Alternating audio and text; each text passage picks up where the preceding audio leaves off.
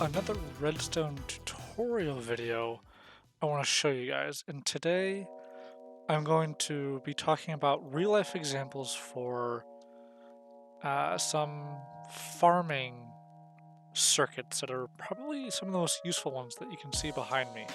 So let's get right into it. So the first one we got here is a basic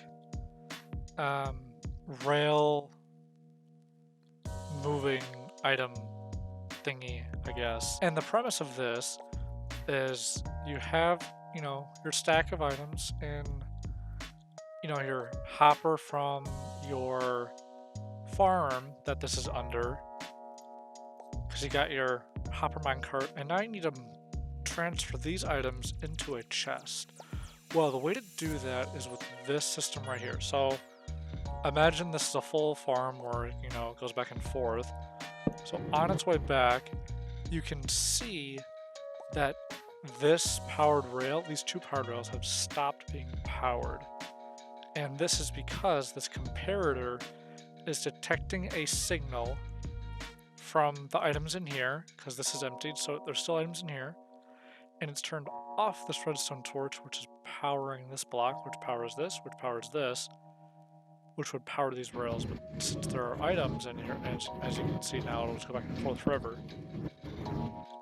And this works because of how the comparator works. So when there's an item in here, the comparator turns on, and when there's no item in here, it turns off, which then allows the minecart to go back through its circuit. So at Alex FPS's base, link in description below, along with other Autocraft members, is the first example we did of a hopper minecart trying to unload its items with a comparator telling it when to stop and go. So I believe this is his melon/pumpkin farm, the output section of it at least, and I might be stuck. But this is a good example of how you can use such a system here. Yeah, so there's the minecart, and as you saw, it didn't have any items, so it just went back on its rail path. So the next thing is a daylight sensor comparing system. And this works on the premise that you have a daylight sensor, and it's currently noon. So when it is noontime, this daylight sensor has the full power of 15, as you can see on the right there. And because a redstone block also emits a redstone signal of 15, or redstone power of 15, these two have the same power, which creates a 15 output. And this goes into a monostable circuit here. And then this powers these pistons right here. So if we were to take that, change the time, I guess. So see how I changed it to day, lower sun, not full power 15, the power level is only 10. But when I change it to noon, you will see the piston go up and it breaks these, the bamboo or sugarcane or something like that. Breaks it, and then you can have one of these go underneath and collect all of it. Pretty simple circuits, I think, so far. And the real life example for the daylight sensor redstone block circuit is actually in my kelp farm, which connects up to a flying machine. So as the example of the creative world, we have a redstone daylight sensor thingamabob here, which is taking a redstone block comparator output and comparing the two. So since it is not noon and I just slept, the power output is only 10. That rhymed. Anyways, so that once both of them are 15, it will power this block, which powers this sticky piston into a monostable circuit, and which powers this observer, which then sends these flying machines off to break the kelp here. So yeah, good example of how to use this. And you would only use this type of circuit for large scale farms like this. So kelp, bamboo, or sugarcane are the main ones you'd use this for. But only on a large scale. Otherwise, you just use individual observer breaking things. And next we have a dispenser dropper comparing item collection thing. So actually, if we have a dropper here for, say, items coming in from above to go into this water stream, or you can even have items going from the side. Either way, this would work. And now we have our items. As you can see, let's try to show that. Yeah. So as you can see, items are being put into the dropper from one of these hoppers here, and the comparator is finding the signal, saying, oh, hey, there's something in here. Let's power this block, and then let's power this repeater, or whatever this thing's called, a sticky piston. And that means that the sticky piston pushes the observer, which then powers the observer because it detects this change in movement with the block, which then this observer detects the power level change in this one, and they go back and forth, which then powers this dropper each time they turn on and off, which then leads us into the next circuit. So a good example of how to use a dropper system is actually in my kelp farm super smelter array thingy. So when dried kelp exit the furnaces, they come down into this dropper, and then the comparator gets that signal and tells the sticky piston to move.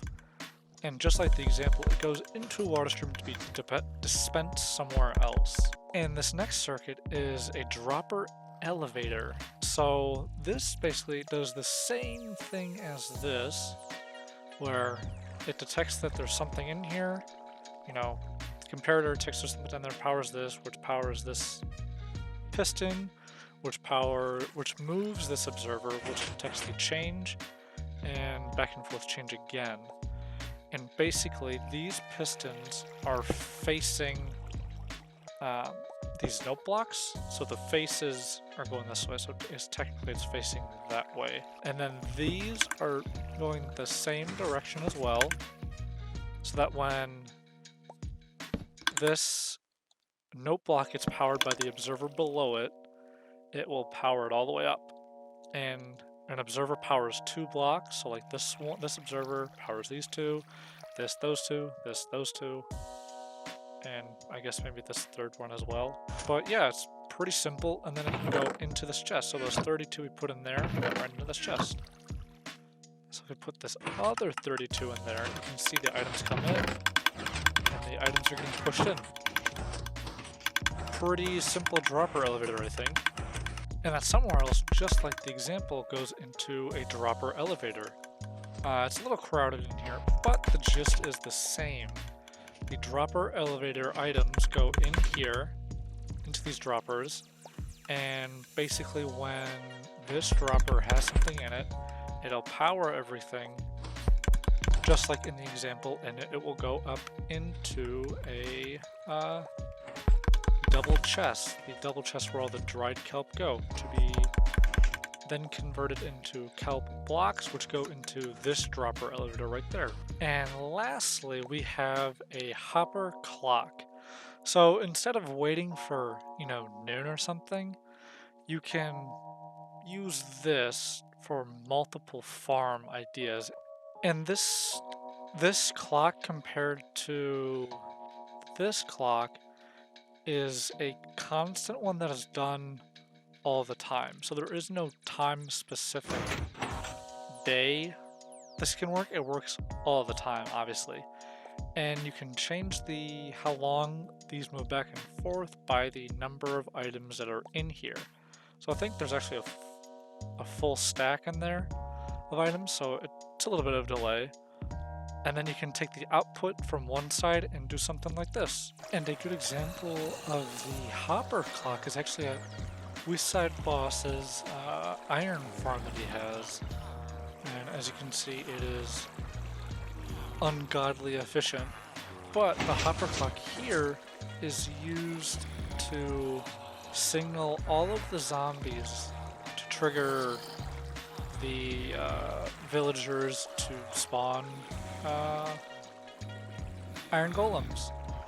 So he has a certain number of items in the hopper clock, and each time it gets to one side, it says, hey, signal the zombies to go up, or I guess in this case the opposite. When it's off, it turns them on. When it's on, it turns the zombies off. But yeah, so a good example of real life work with these